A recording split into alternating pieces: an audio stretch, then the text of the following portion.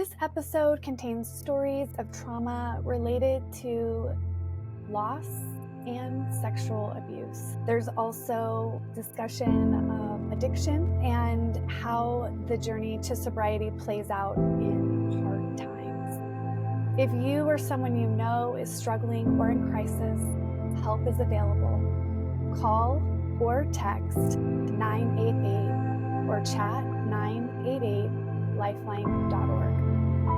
Welcome to the It's Your Story to Tell podcast. I'm Megan Babcock, and I am your host today, here for part 2 with Mishako.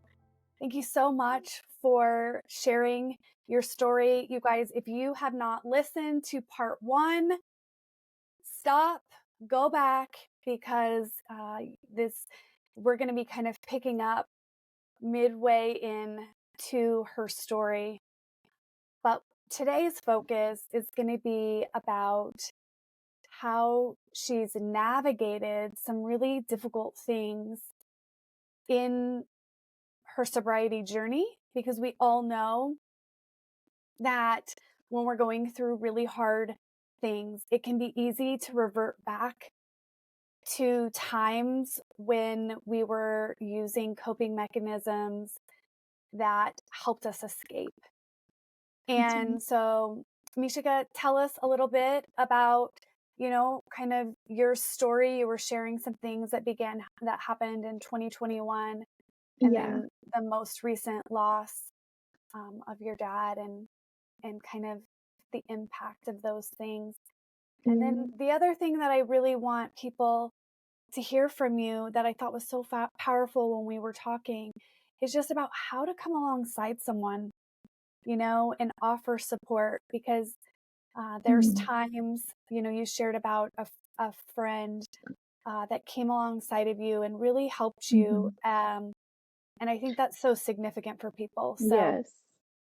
I will definitely share on that, because I think a lot of people have the wrong approach at times. So yeah, I'll definitely get to that. I kind of want to go back, because I feel like when I ended last time, I was talking about, my drinking more, and I didn't really get to the part of like the healing. Yes. So in AA, there's the 12 steps, and your sponsor takes you through them. You do a 5th step, which is like you write down all the things that you've done, like your harms, how it's affected other people, how it's affected you, or people, places, and things. And then you end up doing a 9th step, which is when you make amends to people that you've harmed, and you start to repair the relationships where you caused a lot of damage with your addiction. So I went through all of my steps, and I think that process was just the very tip of the iceberg of the healing journey for me. I'm super grateful for AA, and I still go to meetings every once in a while. I don't go as much as I used to. I'm just going to be fully transparent there. I kind of got into a rhythm of like going all the time, and then that kind of became my addiction. And so I kind of started like neglecting my life, per se, I guess. And me and my dad had kind of talked about it, and he was like worried that I was putting too much energy into AA and not like pursuing other avenues for myself to better myself as a human and as an adult. And so I ended up kind of scaling back how much I was going, and then I ended up getting into Mississippi State, and I became a part of a really cool community on campus called the Collegiate Recovery Community. If you have a child who is going to college and they have a drinking problem and have gotten help, try to find a college that has a collegiate recovery community. It was one of the most amazing experiences for me as a young adult in my 20s. I got to become the president. They had a sober tailgate. We had a building on campus where we could all just hang out, where we'd have meetings. So that was really cool. Anyways, community is huge when you're sober, and having that support going to college was Like, I can't even it's like, the fact that I even got to be a part of that is just so cool to me. It was, like, the first year that they had started it there. It was so fun, and I have so many friends, so many long life friends from that program. Mm. So if you have a child who is going to college and needs sober support, try to find a college that has a collegiate recovery community. I cannot recommend it enough. It was an amazing experience, and I sometimes wish I could go back to college just to be a part of it again. It was so fun. But anyway, so yeah, community and support um, are huge, but also being at a point with yourself where you're ready is really big too, and ready to acknowledge and accept that you've done all these things, and these are things that you've done, but they don't define who you are. You need to work on them, and you need to grow from them. Mm. Um, I think that that's really big in healing, because I think a lot of times people just want to keep shoving things, like how I talked about wanting to hide and hibernate and not really look at ourselves. But I think the most important thing that we can do for ourselves is to look at ourselves, the good, the bad, accept ourselves where we are. We're never going to be perfect. One of my favorite sayings, thinking that you can achieve perfection is foolish at best and destructive at worst. Oh, Um, that's one so of good. my best friends sent me this letter right after I had my car accident, and she put that in there. She said, "I feel like you're a perfectionist, and you like to think that you can achieve perfection, but you can't. It's just impossible. We're never going to be perfect." And so I think that's something that we truly have to wrap our minds around and to accept before we can start to heal. So true. And give ourselves a lot of grace. We've been through some things, and life has given us some really hard stuff to deal with, and so we have to learn how to navigate that. And it's okay not to do it perfectly. Mhm. So okay, help redirect me, Megan. Where do you need me to go next? No, well, I just want to say, I think for so many, we all have a need to be seen and known. We were Yeah, made for for sure. connection. And a lot of times that will show up in perfectionism, the need for achievement, where you're looking to others for your Hmm. value and your worth. Right, right, And, you know, it's good to show up for people. It's good to do good things and achieve things, but not at the expense of of yourself. yourself. And that's what I Yeah, think that quote highlights so perfectly, is that when you are trying to achieve something that is impossible, it will destroy you. yes, And compassion, on my own, my recovery journey was not with drugs and alcohol, but it was with people pleasing, achieving, codependency, and same. It's destructive though, right? I mean, addiction can show up in so many different forms, but really at the root of it is being able to sit honestly with yeah, yourself, I because agree. you can't change, what you don't see. And Right, so you have to be willing to see it. And then you have to be willing to take personal responsibility, like you said, and be able to go back and make amends, because that is where there's closure that can happen, right, and relationship repair can happen. And then you're achieving that true connection that you really desire.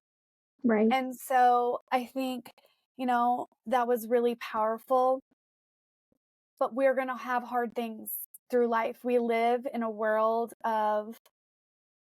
that's fallen.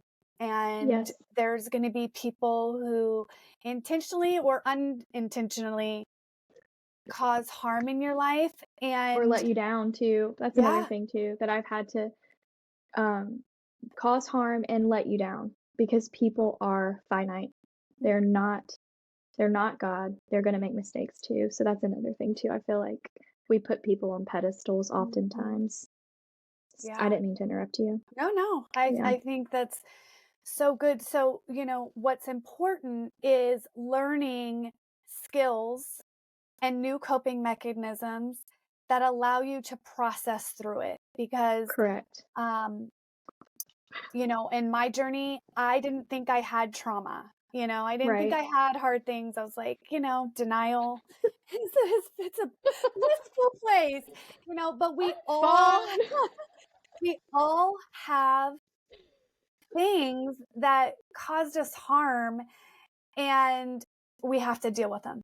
There's That's negative right. things, and That's there's right. nothing that is too small when it actually begins to show up in your life. Like, Right. it doesn't matter if it seemed like that was stupid. I shouldn't be upset about that. But if it impacted you, you got to Then you have learn to to look at like why. listen. Yeah, Yeah. because it's You have going to to figure out probably why. reveal something else, like Right. deeper, right? That Right. wasn't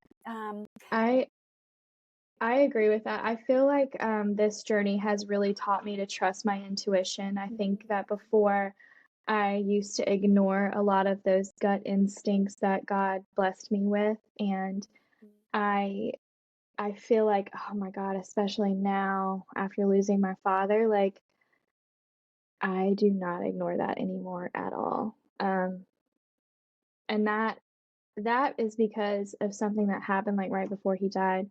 But I think I'm gonna say a couple more things about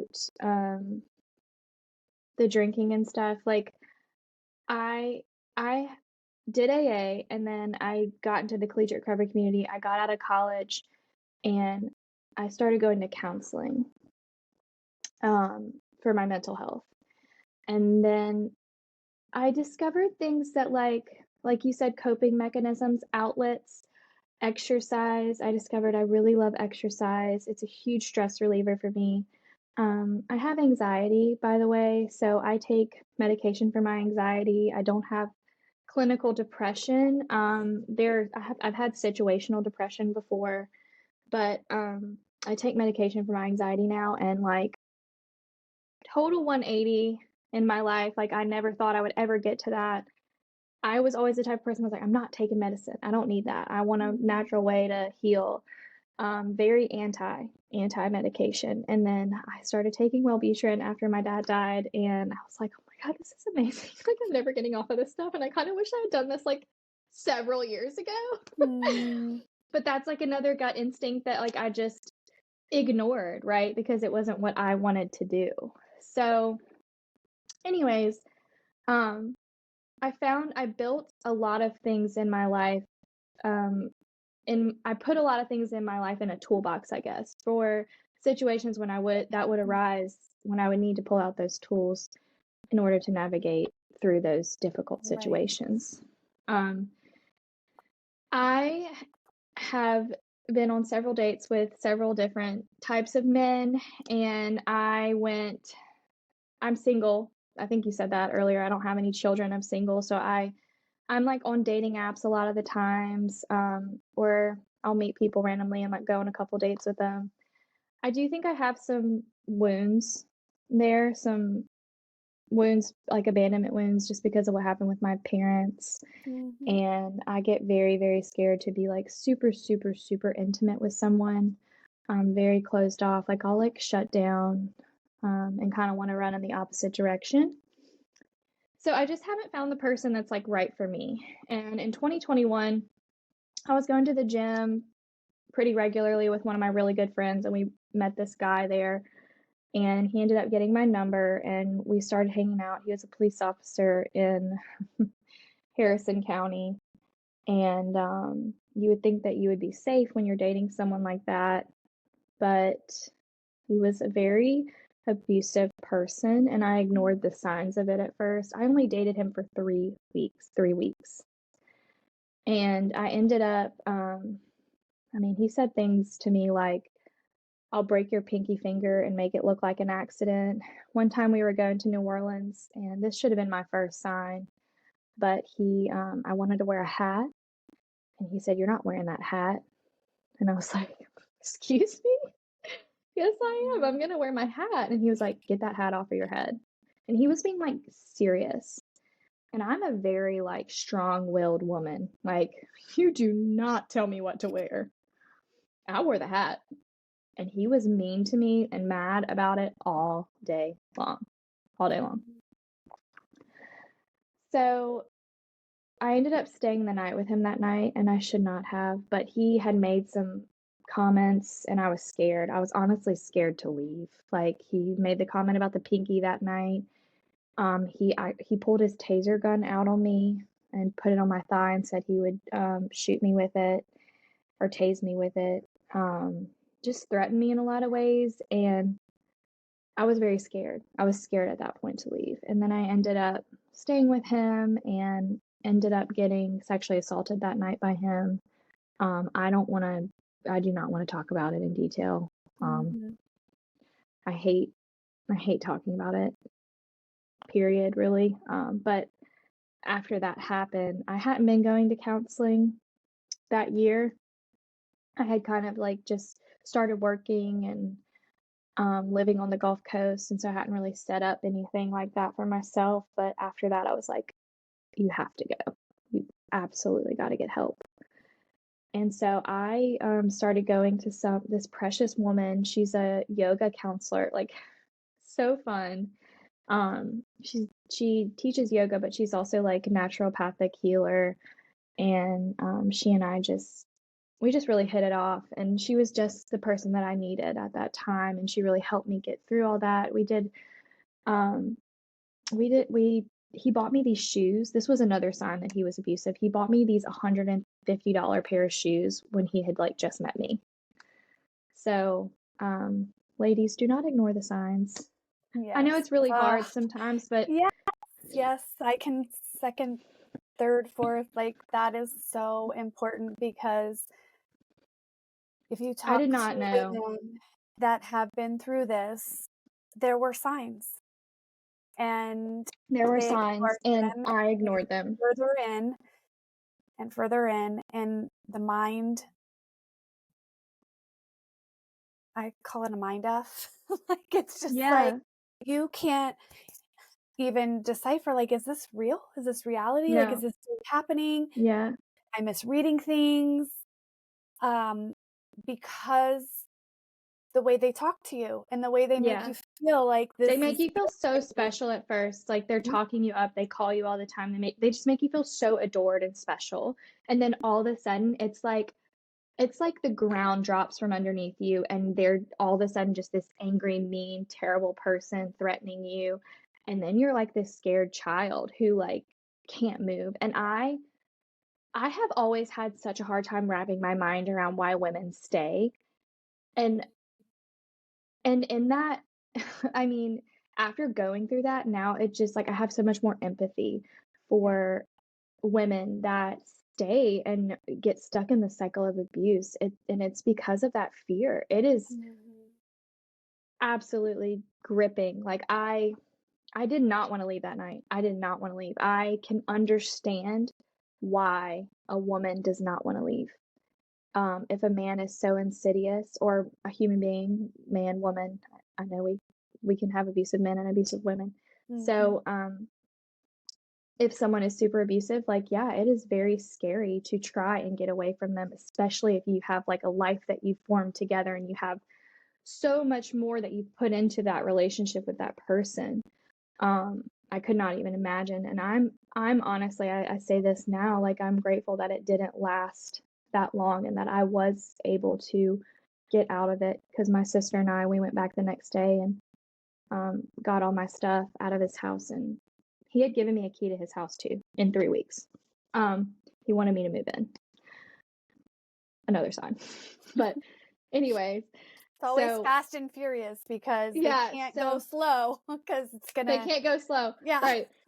So like, I'm grateful that I had been through my own journey with addiction, because that helped me know what I needed to do next. And so I got myself the help I needed immediately. I didn't sit on it.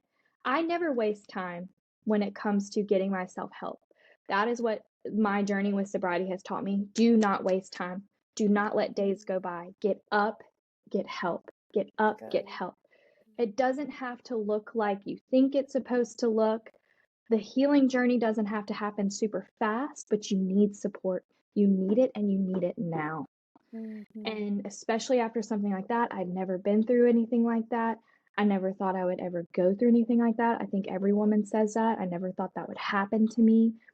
I was in denial about it for the longest time. You can ask my counselor. She probably won't tell you because HIPAA, but I was in denial. I was like, that didn't happen to me. That was like an outer body. That wasn't me. Like it wasn't me.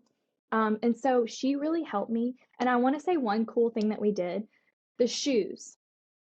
A year later, on the anniversary of when it happened, we took the shoes and she built a bonfire behind her clinic and we threw them in the fire.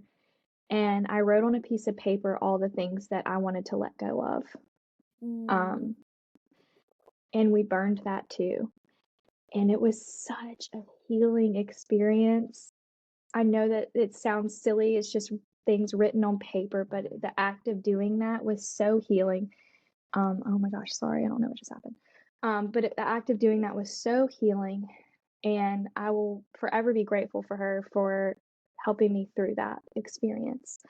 I'm still like obviously very closed off because of that, like sexually, like I don't know if I have a really hard time trusting already, and then that happened, so now it's like I I would have to find someone who would make me feel really safe, really, really safe before I ever thought about doing anything like that ever again.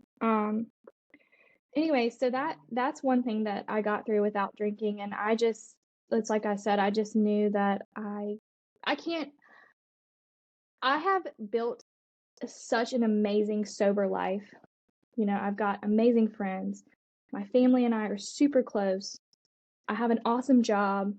I love myself today. It's not an option to go back to drinking for me. Like, that's not even anywhere on my radar. I don't want to escape from my reality because I know now that facing it is much better and makes me a better person when I get through to the other side. So I don't know if you've ever heard the saying, there's blessing in the breaking. T.D. Jakes says that. And I truly believe that in my soul, like there is blessing when we break. When we are broken, that's where we are the most blessed. That's where the most blessings come from. But we have to have the ability or the willingness to acknowledge it. You know, not the ability, but the willingness to really sit with that brokenness and find the blessings in it. Because I'm gonna say, I would never have thought that I could find blessings in my dad dying. But where I'm at now, you know, my dad, he died suddenly in January of a heart attack, and we were all super close with him. He was an amazing, amazing father, amazing role model, my hero in life. Just, he set the bar high for any man that I've ever dated. I mean, he was just such a loving father, doting father, would do anything for you. And I was actually talking to my sister-in-law about this the other night, how my dad being alive was like a crutch for me. Because he was my go-to. He was my right hand. He was who I called in an emergency. And I was still holding on to a part of me that didn't want to grow up. And through losing him, I have grown so much. And I know that he would be so absolutely proud of me.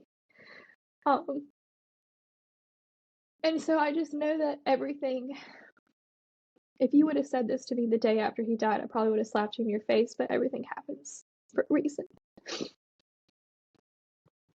And I think it, you know, oh my gosh.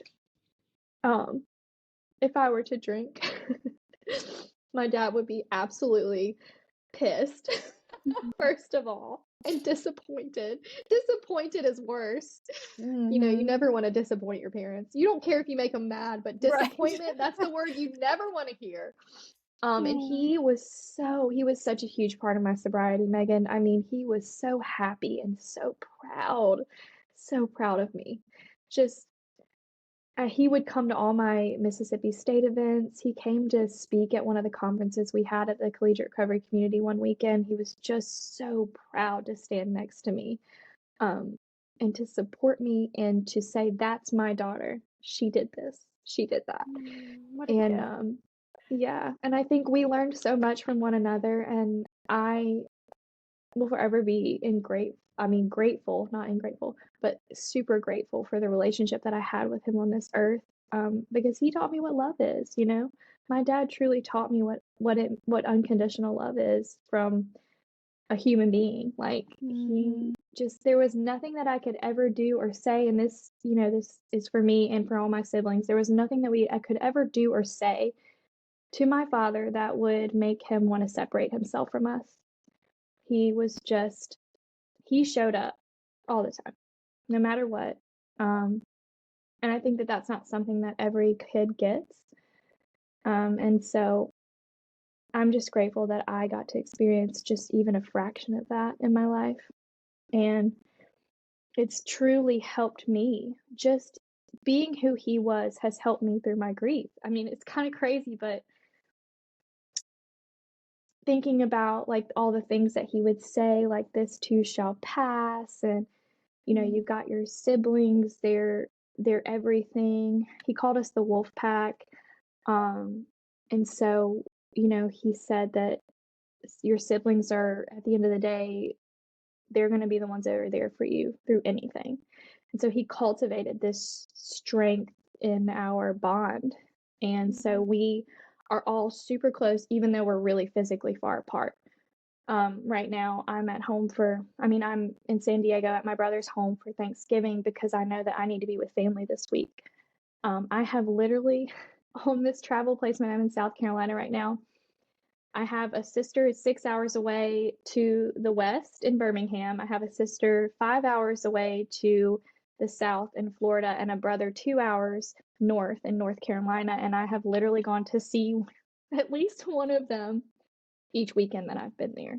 And now I'm here visiting my other brother in San Diego across the country because my dad taught us that family is everything. And I don't know, that's the one that I hold closest to my heart. And so I'm learning now, like through his death, that I have a new set of eyes. Life is very fragile. We never know when we're going to go. And so I want to enjoy every possible moment that I can with the people that I absolutely love and adore, and that love and adore me. And I don't want to waste a second of that anymore. And losing him has really taught me that. And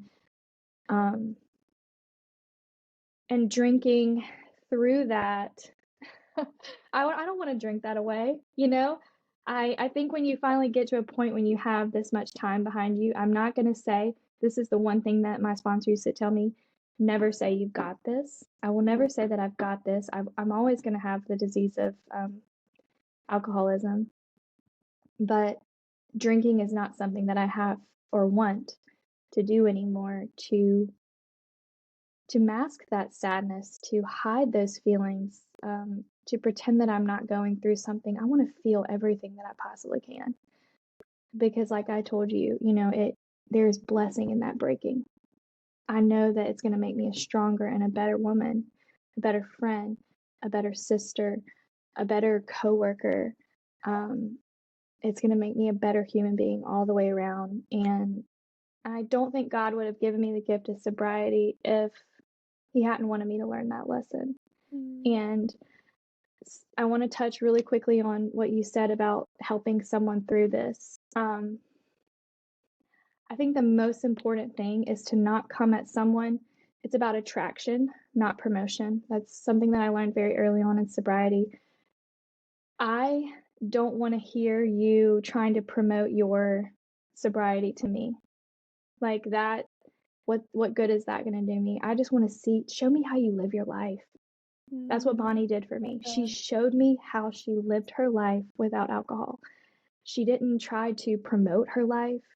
She didn't try to say, well, I've got it so good because I don't drink alcohol anymore and my life is amazing and you should try it. No, she kept her mouth shut and she showed me. She actively showed me how to live her life sober and how I could live mine.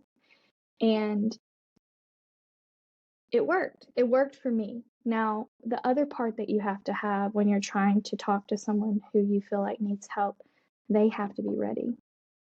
Yeah. If you try to approach someone who's not ready, it'll fall on deaf ears or blind eyes. Like they're not going to see it. because they haven't conceded to their innermost self that they have a problem that they need fixed.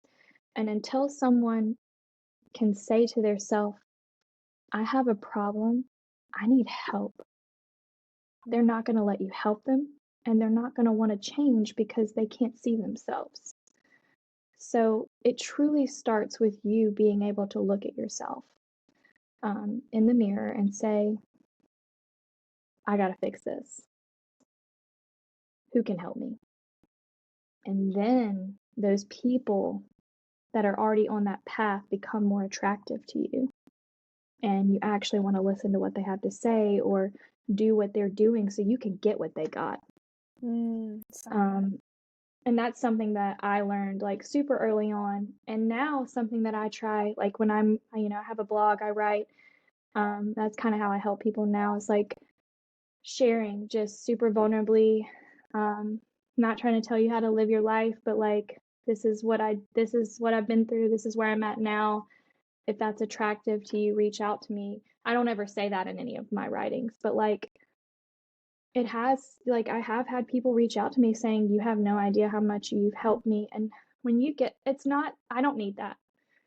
God gave me a gift of writing, like, and gave me all the gifts that I have in my life now. I don't need someone to recognize that I've inspired them or whatever, but that's the whole point, is like helping people, right? Paying it forward. It's the blessing in the brokenness. Yes, right? in the brokenness. And so it's so cool when you reach someone and they reach out to you and they're like, how can you help me? Like, what can I do?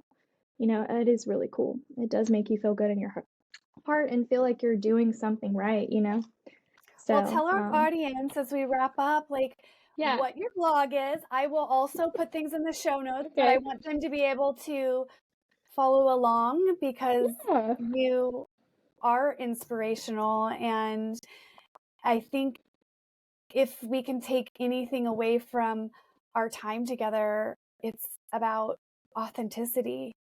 And yeah, 100%. I'm all about being authentic. My authentic self is my best self. Yeah. And that's when we can help people the most too, is when absolutely. we are authentic, because that's not the promotion piece, right? That's the piece that you're talking about, say less with your words, do more with your actions. Yeah. Right. So I think that's so good. I love that saying, it's about attraction, not promotion. I think that's something that everyone should really try and catch on to, just because it's true. Like, you don't want someone to come and boast about their life, right? No, like, we've never liked that, even since we were little kids. Like, you don't like someone bragging, So it's just a cool, like, way to think about the concept of like helping people through things. But yeah, so I do write a blog. I started it, funny enough, as a dating blog, but I do not write about dating anymore, just FYI.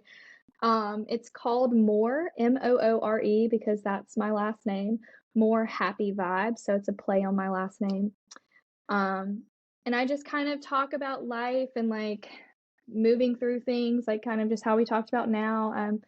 I love writing. I have never done a podcast before, so this is pretty cool too. But I'm more of a writer. I'm able to get all of my thoughts out in writing, I have found. I've had several people ask me to do podcasts before, and I'm like, I just don't know if I can get everything out that I need to. So yeah, my blog is where I put pretty much everything. I haven't written in a couple of weeks, but morehappyvibes.com, and it's like on my Instagram. So if you ever find me on Instagram, like, the link is there. You could just click it. And yeah, that's about it. I don't know. Yeah, I think that kind of sums everything up in a perfect little package. No, not perfect, an imperfectly perfect package. There you go. Yes. Well, Mishako, thank you so much for joining me, for what you're putting out into the world. It's really, truly special. Thank you for the blessing that you sowed into my life and my daughter. You didn't even know at that time just what you were giving and the implications. And I was on such a journey of really making so many changes in my life.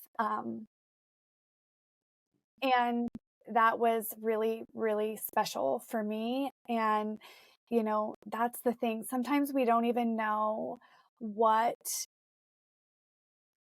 the impact of doing something is in someone's life, but that was truly a transformational time and such a pivotal point in my journey. And I really believe it all played a role in getting me here today and where I'm at, and being able to share people's story, my own story, and not live in the darkness and shame, and to be light. So thank you for being that light in my life, and then in the community for It's Your Story to Tell. It's been a pleasure being Thank with you you so today. much. You just made me cry. I had the best time. This has been awesome, and I just appreciate you reaching out and wanting me on here. I feel so honored to be a part of your journey. And you're right. I had no idea. I had no idea. It's like I told you earlier, like I had no idea what you were going through, and I'm just grateful that I could be a part of whatever you needed at that time in your life, you know. But I think it's so cool how God works in that way. So thank you, Megan. You're welcome. All right, listeners, I am so thankful that you chose to spend time with us today. You can follow along on our journeys with other people's stories. Like and subscribe, leave some comments. And if you want a place to share your story and inspire others, please reach out. You can find me on Instagram at It's Your Story, the number 2 tell. And I would love to hear from you. Have a great week.